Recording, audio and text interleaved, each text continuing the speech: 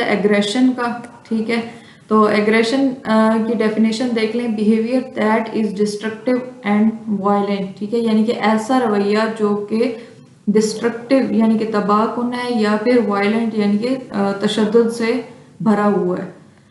Behaviour that is intended to harm others such as biting, hitting, kicking etcetera. ठीक है, तो ऐसा रवैया जिसका मकसद क्या है, दूसरों को नुकसान पहुंचाना, जैसे कि बाइटिंग यानी कि काटना, हिटिंग मारना, किकिंग टांग मारना। ठीक है, तो मतलब कि आप क्या कह सकते हैं एग्रेशन से, आप लोगों को क्या पता चला है कि एग्रेशन का अगर उर्दू में इसका मीनिंग देखें तो इसका मतलब होता है जारहियत। ठीक है, इसका मतलब ये है कि ये एक ऐसा रवैया होता है या ऐसा अमल होता है जिसमें एक इंसान जो है, ये एक शख्स जो है वो दूसरों को जिस्मानी या ज़हनी तौर पर जो है नुकसान पहुंचा सकता है। ठीक है, तो ये डेफिनेशन में आ जाता है, जैसे किसी को गुस्से में आकर मारना, धक्का देना। ठीक है, सख्त अल्फाज इस्तेमाल करना, गाली वगैरह देना, या खेल के दौरान जो है जानबूझकर जैसे प्लेयर्स एक दूसरे को मार जाते हैं, नुकसान पहुंचाते हैं, तो ये सारा किस में आ जाता है, हमारी एग्रेशन में आ जाता है। नेक्स्ट हमारे पास है टाइप्स ऑफ एग्रेशन, तो इसमें 5 टाइप्स आ जाती हैं। टाइप कौन कौन सी हैं? फर्स्ट हमारे पास है हॉट और इमोशनल एग्रेशन। ठीक है, इसमें इसको हॉस्टाइल एग्रेशन भी कहते हैं। Player reacts in anger to complete his motive. अब इसमें जो होता है, जो एक खिलाड़ी होता है वो गुस्से में आकर अपना उसका जो भी मकसद होता है उसको पूरा करता है। ठीक है, मतलब वो गुस्से में उसने जो काम करना होता है वो गुस्से में आकर उस काम को कर ही देता है। तो उसमें वो ये नहीं देखता कि किसी का नुकसान पहुंच रहा है या किसी को चोट लग जाएगी, किसी को कुछ हो जाएगा, उसमें ये चीज नहीं देखता। उसका बस जो मोटिव होता है वो अपना वो कंप्लीट करता है।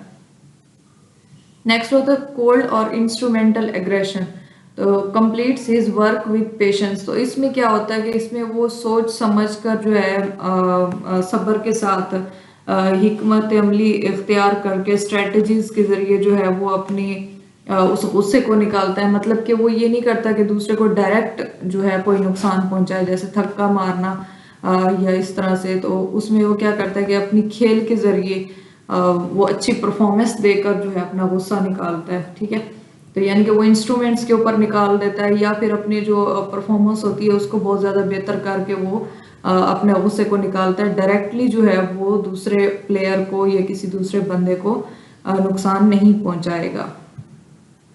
ओके, इसमें आ जाता है डायरेक्ट एग्रेशन। थर्ड हमारे पास डायरेक्ट एग्रेशन है, direct attack at another player, for example in field games. तो फील्ड गेम्स जैसे कि हमारे पास फुटबॉल हो गई या हॉकी हो गई। ठीक है, तो इसके अंदर जो है आप लोग डायरेक्ट अटैक करके जो है दूसरा जो प्लेयर होता है उसके ऊपर गुस्सा निकाल सकते हैं।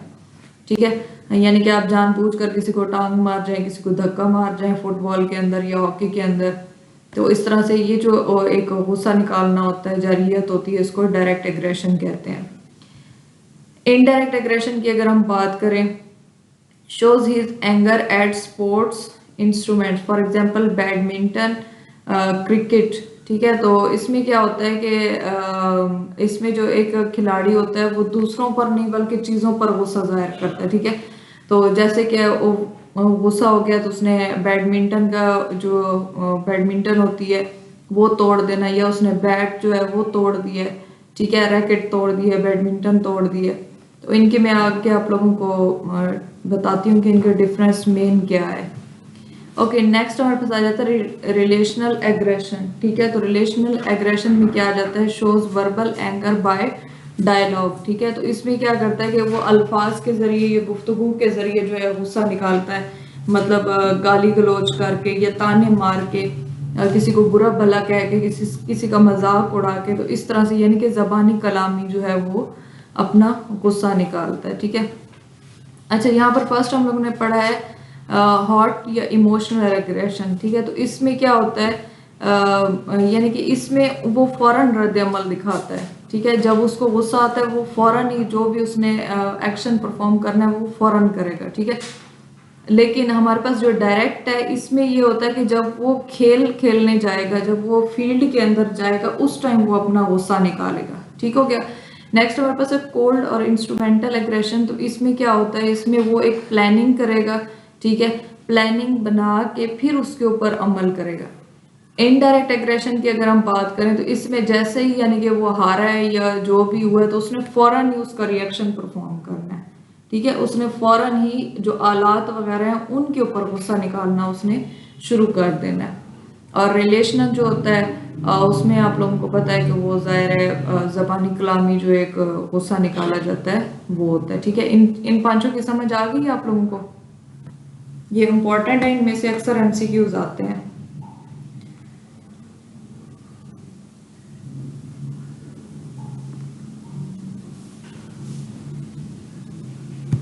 जी कोई एक मेंबर बता दें, इन पांचों की समझ आ गई आप लोगों को?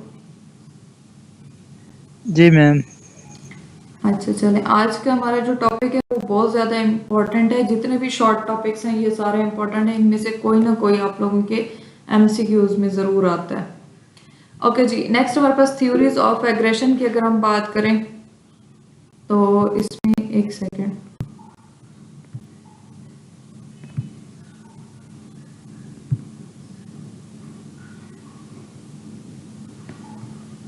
अब थ्योरीज ऑफ एग्रेशन की अगर हम बात करें इसमें फर्स्ट हमारे पास आ जाता है frustration, disappointment by ups and downs of life, ठीक है। तो फ्रस्ट्रेशन यानी कि मायूसी वगैरह जो एक होती है, इंसान को मायूसी सी पैदा हो जाती है, तो किसकी वजह से होता है? जो आप लोगों की ज़िंदगी में जो उतार चढ़ाव आते हैं, नाकामियाँ आती हैं, उनकी वजह से जो है आप लोग डिसअपॉइंट हो जाते हैं, मायूस हो जाते हैं, ठीक है। यानी कि जब एक इंसान की जो ख्वाहिश होती है या जो मकसद होता है वो पूरा नहीं होता तो जाहिर है उसके अंदर एक मायूसी सी पैदा हो जाती है, गुस्सा सा पैदा हो जाता है, एक बेबसी पैदा हो जाती है, ठीक है। तो उसको जो है उसको हम फ्रस्ट्रेशन कहते हैं। यानी कि आप लोग बार बार कोशिश के बावजूद किसी चीज से हार जाते हैं, आप उस जो एक मंजिल है वहां तक पहुंच नहीं सकते, तो इसको आप फ्रस्ट्रेशन कहते हैं। आप स्पोर्ट्स में अगर हम बात करें तो कोई एक खिलाड़ी है वो बार बार गोल करने की कोशिश करता है लेकिन बार बार वो हार जाता है, वो नहीं कर पाता, तो उस टाइम जो है उसे फ्रस्ट्रेशन हो जाती है। ओके नेक्स्ट हमारे पास आ जाता है सोशल एग्रेशन, ठीक है। सोशल एग्रेशन की हम बात करें यानी कि जो आप लोगों की समाजी जारहियत है, learn aggressiveness by family and friends. तो इसमें क्या होता है कि हम अपने जो फैमिली है, अपना जो खानदान है या जो फ्रेंड्स होते हैं उनसे हम ये सीखते हैं। जो एक गुस्सा होता है या एक रवैया जो होता है, जरहाना रवैया होता है, गुस्से वाला रवैया, ये हम उनसे सीखते हैं, ठीक है। जैसे कि अगर आप छोटे बच्चों को देखें तो जिस तरह कोई एक मेंबर घर में होता है ना गुस्से वाला, तो अक्सर आप देखें तो वो भी उसी तरह ही बिहेव कर रहा होता है, तो वो उनसे सीख रहा होता है, ठीक है। अगर उनकी मदर है या उनके फादर है, दोनों में से जो भी होगा तो वो भी उस चीज को सीखेगा, उसके अंदर भी वही एक आप लोगों को बिहेवियर नजर आएगा।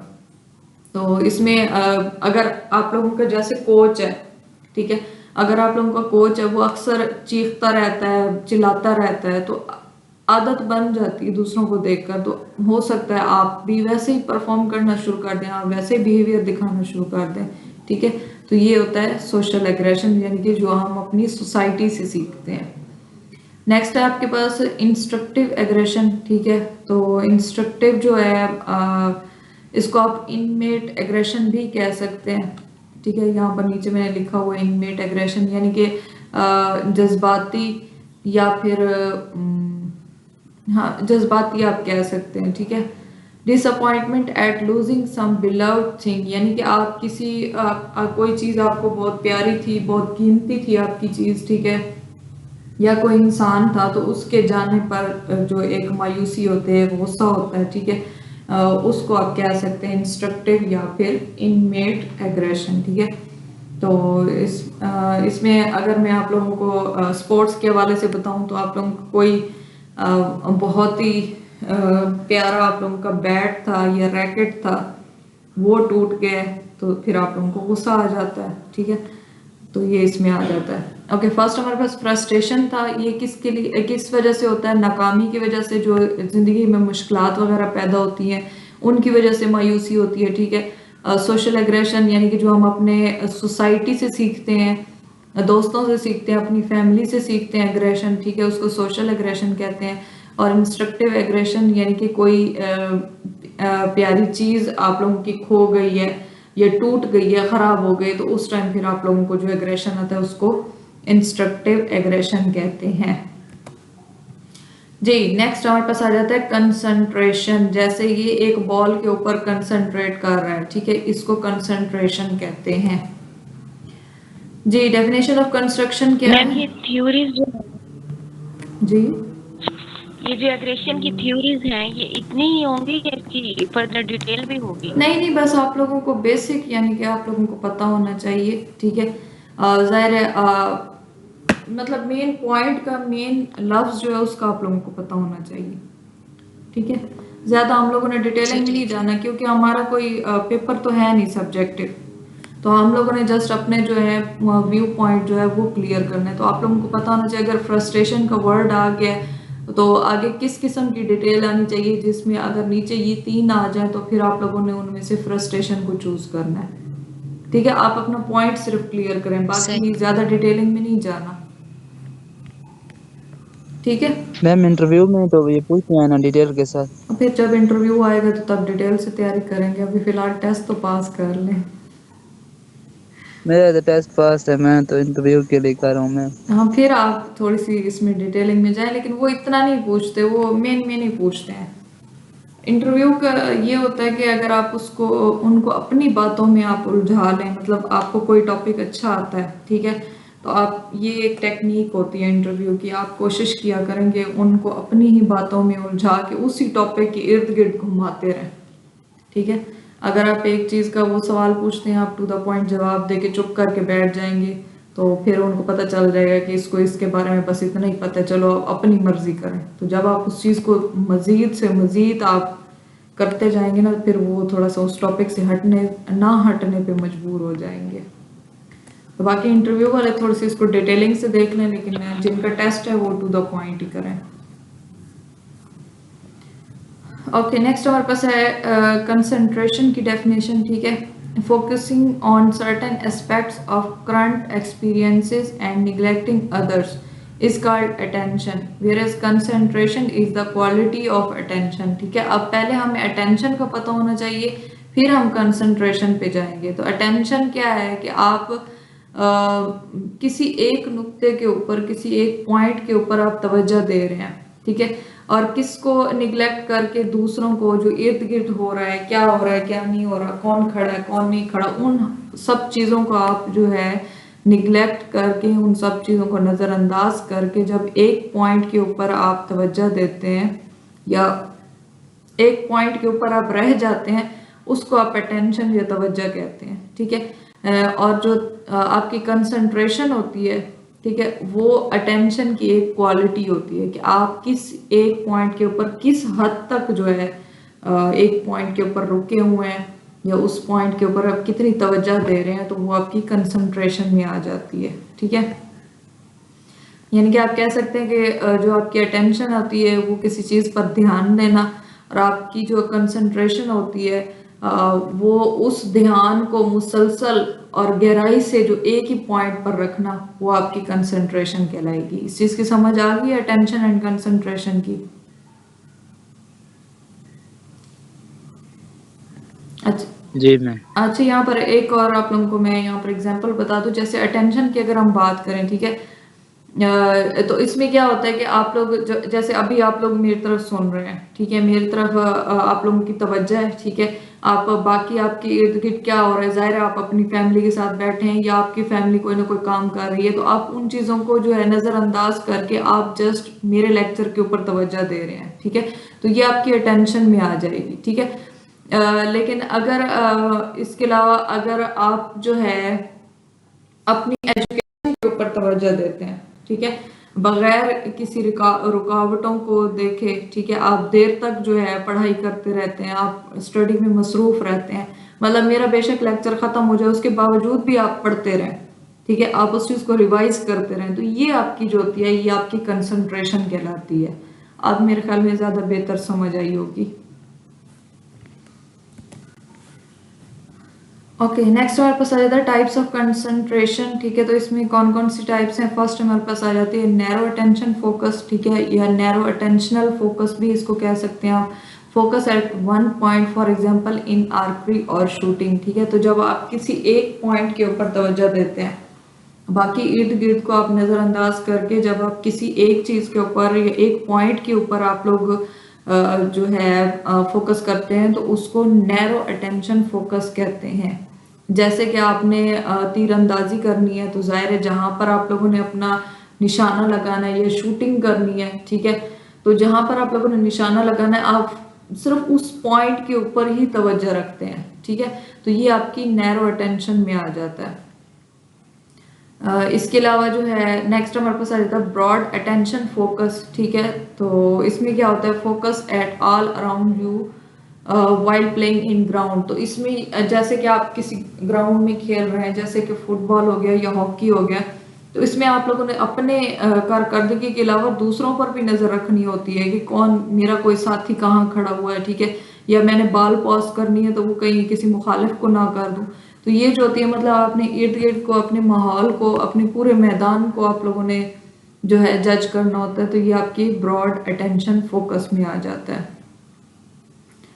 ओके, नेक्स्ट आपके पास आ जाता है इंटरनल अटेंशन फोकस या इंटरनल अटेंशनल फोकस। अच्छा, इनको अटेंशन फोकस भी कह सकते हैं चारों को, और अटेंशनल फोकस भी कह सकते हैं, ठीक है। तो आप लोगों ने परेशान नहीं होना अगर इन दोनों में से कोई भी वर्ड आ जाए। Okay, internal attention focus before start of game, player focus on their warm up and other activities. तो इसमें इंटरनल यानी कि अपनी उसने देखनी है, ठीक है, अपनी ज़ात की हद तक, कि जब कोई गेम स्टार्ट हो तो उससे पहले उसने किस तरह से वार्म अप करना है या कौन कौन सी एक्टिविटीज जो है उसने परफॉर्म करनी है, ठीक है।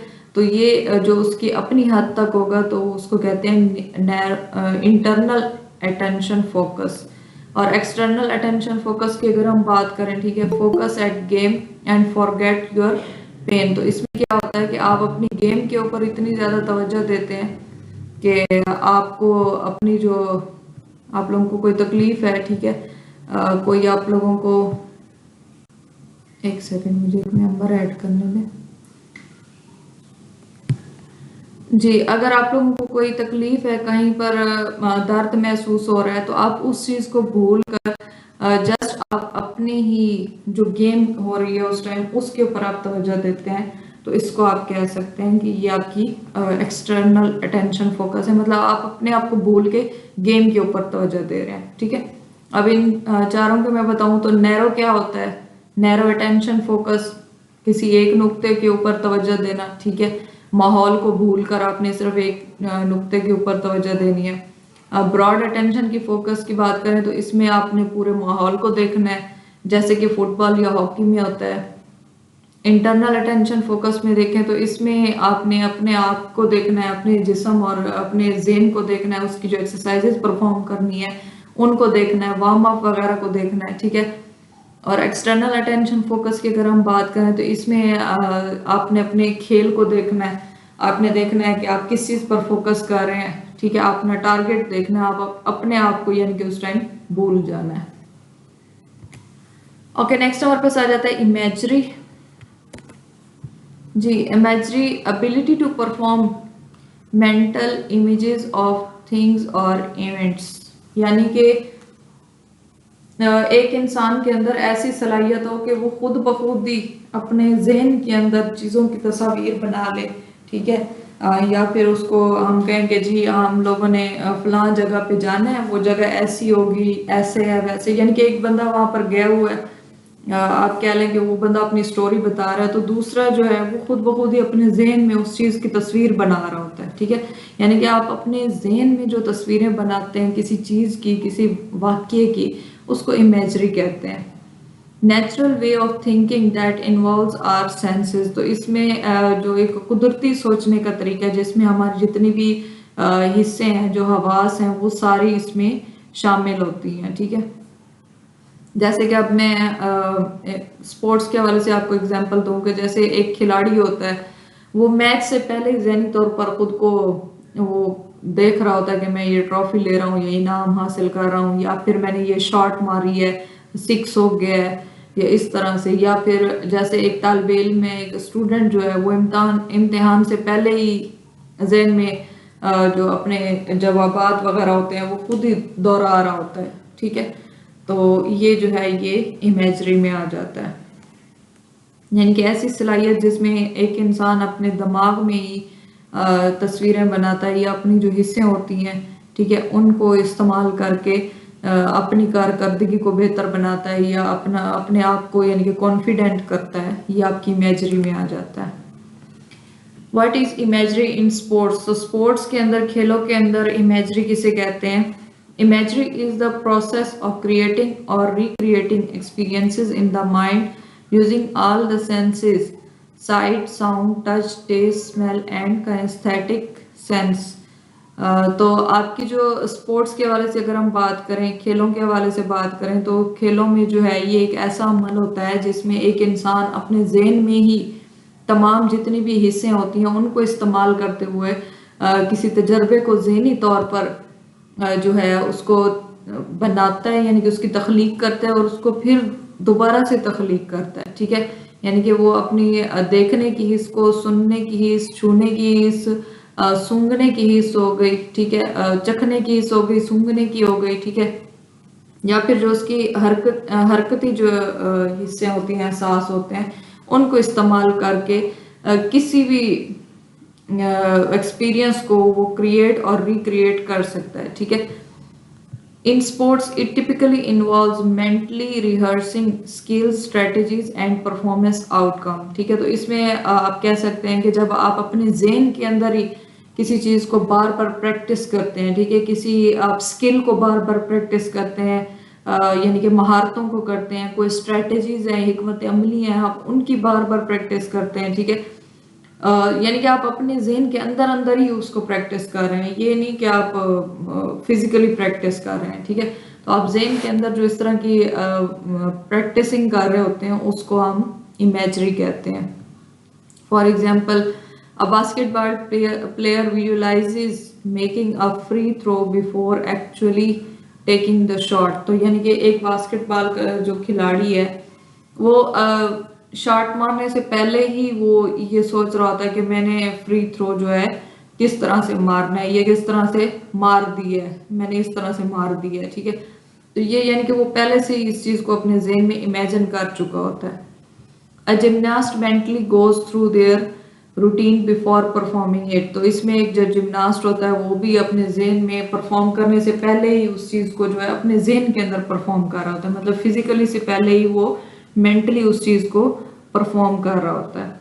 अब इसमें अगर आप लोगों को आसान अल्फाज में समझाऊं तो ये जो इमेजरी होती है ना, ये आप कह सकते हैं एक किस्म की ज़हनी तरबियत होती है, ठीक है। ज़हनी तरबियत की एक ऐसी टेक्निक होती है जिसमें खिलाड़ी अपने दिमाग में ही जो कामयाब कारकर्दगी होती है उसका एक तस्वर सा बना लेता है, ठीक है।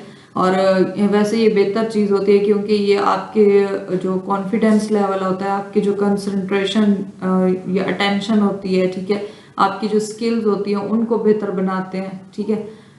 तो इसमें नेक्स्ट हम टाइप्स देख लेते हैं। टाइप्स ऑफ इमेजरी की अगर हम बात करें, इसमें फर्स्ट टाइप आपकी आ जाती है कॉग्निटिव इमेजरी, ठीक है।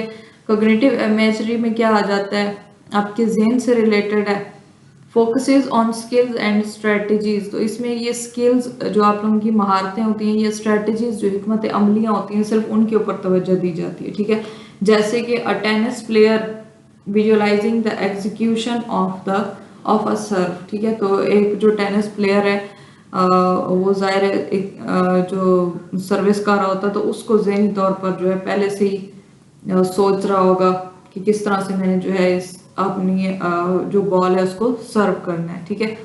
मोटिवेशनल इमेजरी की बात करें, focus on emotions, confidence, arousal and goal achievement. तो ये जो है किस चीज़ पर तवज्जो देती है, आपके इमोशंस यानी कि आपके जज्बात के ऊपर, कॉन्फिडेंस आप कितने पूरे एतमाद हैं, ठीक है, अरोजल यानी कि जोश जज्बा वगैरह, या गोल अचीवमेंट यानी कि कौन सा आप लोगों का क्या हासिल करने का मकसद है, तो ये उस चीज़ के ऊपर तवज्जो देती है।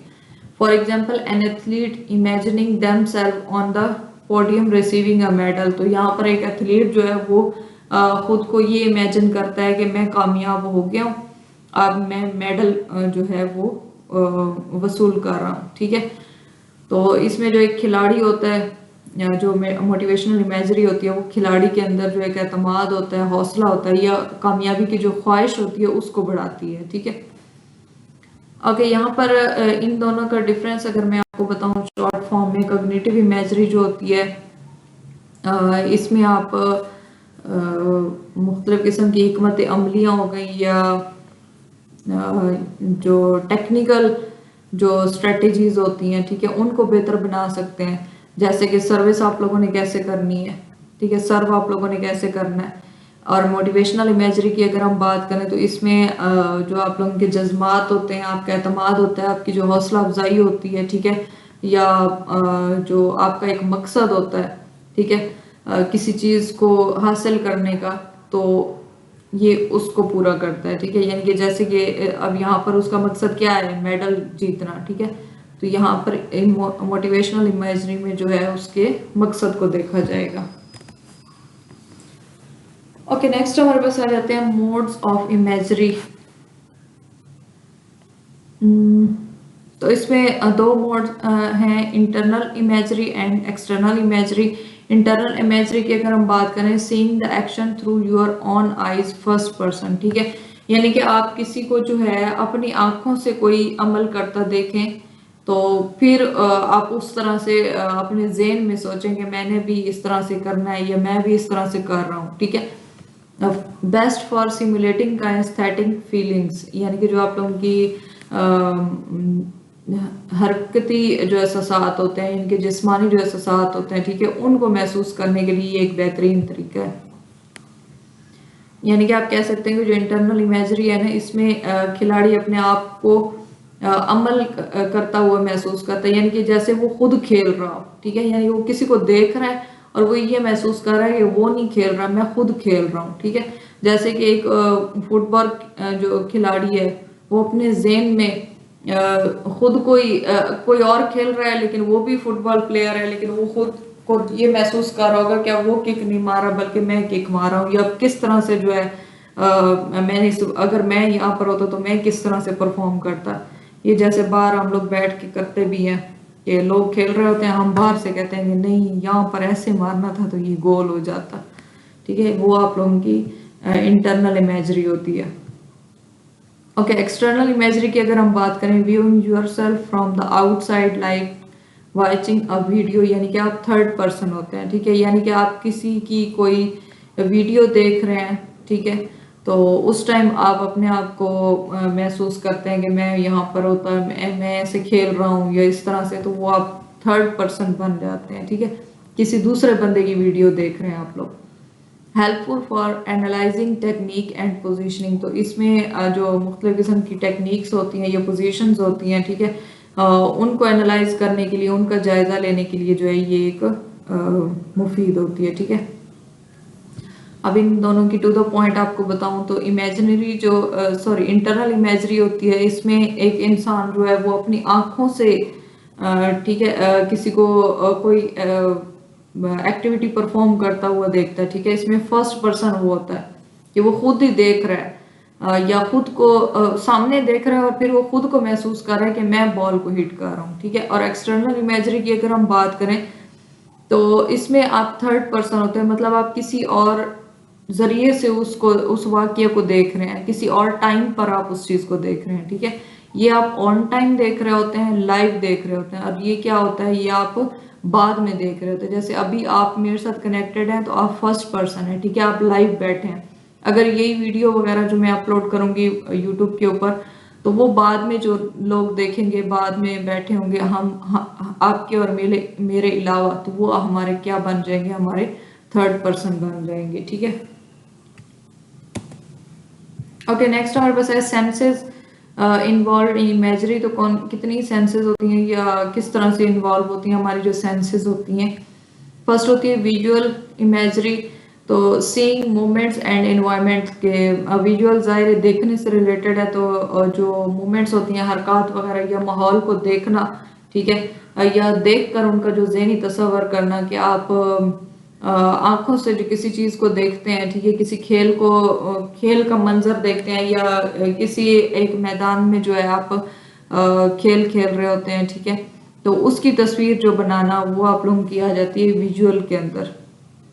यानी कि आप लोग अभी पढ़ रहे हैं फुटबॉल के हवाले से, और मैं आपको पढ़ा रही हूँ, और फिर आप उस चीज की जो है आंखों से ही आप लोग जो है फुटबॉल का जो है ग्राउंड देख रहे हैं, और फिर वहां पर खेलता हुआ लोगों को देख रहे हैं, ठीक है, तो ये आपकी विजुअल में आ जाती है। ऑडिटरी की अगर हम बात करें तो ऑडिटरी में आप लोगों की हियरिंग साउंड्स आ जाते हैं, for example crowd, coach, ball. तो इसमें यानी कि आप लोगों को सुनने के हवाले से होता है कि आप तसव्वुर करते हैं कि आप खेल रहे हैं और बाहर से शोर आ रहे हैं, आवाजें हैं, ठीक है, कोच आपको बता रहा है कि ऐसे नहीं करना, या बॉल की हिट करने की, जैसे क्रिकेट में बॉल की हिट करने की आवाज आपको आती है, ठीक है। तो यानी कि ये सारी होती ज़हनी तौर पर है, लेकिन सुनने के हवाले से आप लोगों को वाज़ह तौर पे एक चीज़ सुनाई देती है जब आप उस चीज़ को इमेजिन करते हैं। देखने के हवाले से तो आपको वाज़ह वो तस्वीरें, वो सारा कुछ अपने सामने नजर आ रहा होता है। ओके, काइनेस्थेटिक्स की बात करें, feeling, movement and body sensation, तो इसमें आप अपने जिस्म में वाकई हरकत महसूस करते हैं या एहसास को महसूस करते हैं, ठीक है, यानी कि आप अपने आप को महसूस करेंगे कि वाकई मैं ये मूवमेंट कर रहा हूँ, या फिर ये जो एक सेंसेशन है ये मेरी बॉडी के अंदर प्रोड्यूस हो रही है। ओके, टैक्टिकल की अगर हम बात करें, tactical, feeling the texture, grip of a racket, यानी कि आप इस तरह से अपनी इमेजिन कर रहे होते हैं कि जैसे आपने वाकई एक रैकेट को पकड़ा हुआ है, ठीक है, या आपने एक बैट को पकड़ा हुआ है, एक बॉल को पकड़ा हुआ है, यानी कि आप इसमें कह सकते हैं कि जो छूने की एक हिस्स होती है वो आप लोगों के अंदर बेदार हो जाती है। Olfactory and gustatory, less common but sometimes used, smell of a pool, taste of sweat, ठीक है, तो इसमें जो है आपको ऐसा महसूस होता है कि जो इर्द गिर्द की चीजें हैं, आप जैसे कि स्विमिंग करने गए हुए हैं तो एक पूल की आप लोगों को स्मेल आने लग जाए, ठीक है, या आप लोगों को इतना पसीना आया कि वो आपके मुंह में चला गया तो आपको उसका टेस्ट आ रहा है, ठीक है। तो ये एक चीजें जो होती हैं ये इसमें होती हैं। अब जैसे विजुअल की अगर हम बात करें तो आप किसी चीज को होता हुआ देखते हैं, ठीक है, इमेजिन करते हैं, ठीक है। ऑडिटरी की बात करें तो इसमें आपको मुख्तलिफ किस्म की आवाजें सुनाई देती हैं। काइनेस्थेटिक की तो इसमें आप जो है अपनी बॉडी को महसूस करते हैं कि आपने कोई जो है एक्शन परफॉर्म किया नहीं होता, लेकिन महसूस इतना गहराई से करते हैं, ठीक है।